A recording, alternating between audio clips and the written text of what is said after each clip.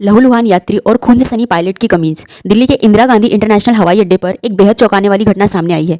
Air India express के कर्मचारी वीरेंद्र जायसवाल ने एसपीआई के जेट के एक यात्री पर जानलेवा हमला कर दिया, जिसके बाद एयर इंडिया एक्सप्रेस ने इस मामले पर बड़ा एक्शन लिया। लेकिन सवाल उठता है कि आखिर पायलट ने ऐसा क्यों किया?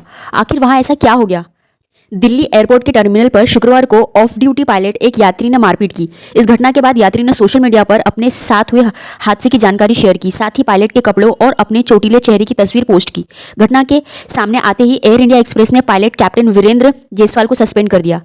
एयरलाइन ने एक बयान में कहा है कि वो पायलट ड्यूटी पर नहीं था, वो दूसरी फ्लाइट का एक पैसेंजर था। हमने उसे ड्यूटी से हटा दिया है, जांच पूरी होने के बाद कार्रवाई होगी। घटना के बाद यात्री अंकित दीवान ने एक पोस्ट लिखा।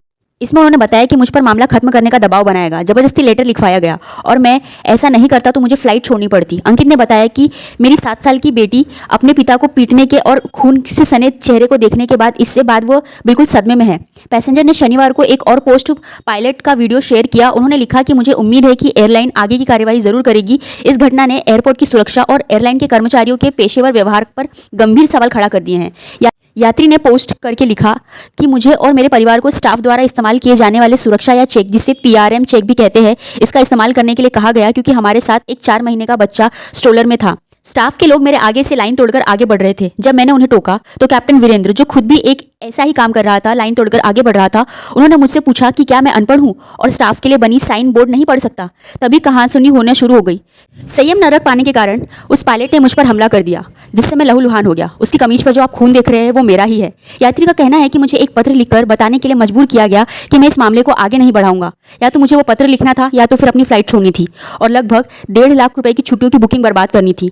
दिल्ली पुलिस, मैं वापस आने के बाद शिकायत क्यों दर्ज नहीं करा सकता? कि क्या न्याय पाने के लिए मुझे अपने पैसों की कुर्बानी करनी पड़ेगी? क्या मेरे दिल्ली वापस आने तक के 2 दिनों में सीसीटीवी फुटेजेस गायब हो जाएगी? इधर एयर इंडिया एक्सप्रेस ने एक बयान जारी करके कहा कि हमें दिल्ली हवाई अड्डे पर हुई घटना की जानकारी मिली, जिसमें हमारे कर्मचारी जो एक अन्य एयरलाइन में यात्री के रूप में यात्रा कर रहे थे, उनका दूसरे यात्री के साथ झगड़ा हो गया। हम इस तरह के व्यवहार की घोर निंदा करते हैं। संबंधित कर्मचारी को जांच लंबित रहने तक तत्काल प्रभाव से आधिकारिक कर्तव्यों से हटा दिया गया।